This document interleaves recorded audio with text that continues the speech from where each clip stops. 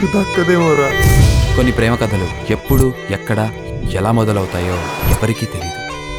అలా మొదలైందే ఈ ప్రేమ కథ.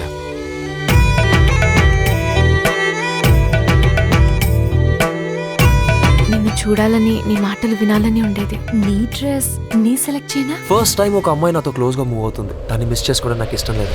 అటాసుడమాకయో భరించలేనయో జతే నువ్వు కావయో కథే మొదలెట్టయో.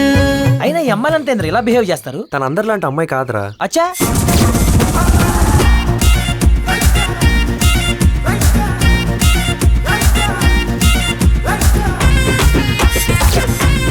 క్వాలిఫికేషన్ లేదు, ఎక్స్పీరియన్స్ లేదు, స్టేటస్ లేదు. ఎంత సంపాదించాలో తెలియకుండా సంపాదిస్తూ పోతే చివరికి సంపాదించేవాడు పోతాడు, కానీ సంపాదించాలని కోరిక పోతుంది.